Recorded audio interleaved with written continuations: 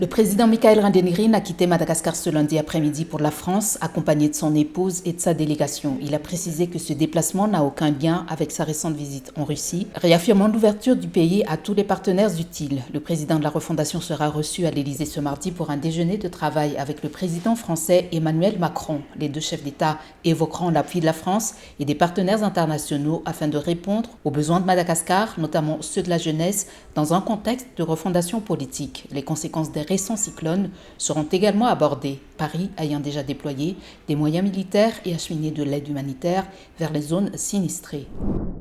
À Tuamasn, la reprise des cours se fait progressivement 10 jours après le passage du cyclone Giesani. Depuis ce lundi, les élèves des classes d'examen ont été prioritaires. Malgré des établissements encore endommagés, certains cours se tiennent même dans des salles sans toit. Les réparations se poursuivent avec l'appui des parents, du ministère de l'Éducation et des aides attendues au Bureau national de gestion des risques et des catastrophes. Les autres niveaux reprendront au fur et à mesure que les salles pourront accueillir les élèves. L'administration assure que tout est mis en œuvre pour garantir la tenue normale des examens officiels.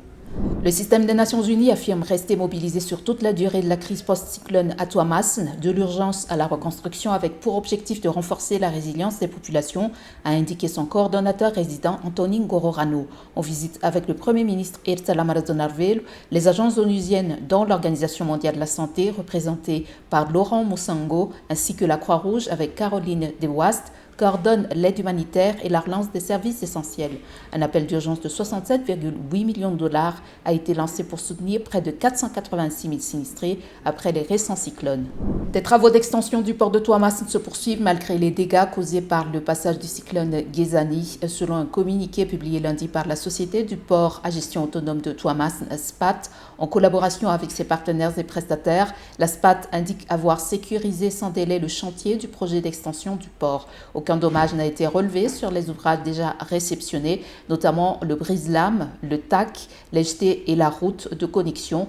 Sur le futur quai C4, les travaux se poursuivent conformément au planning initial, précise le communiqué, avec la finalisation des chaussées en béton, la pose des rails, l'installation des bollards et la mise en place des défenses.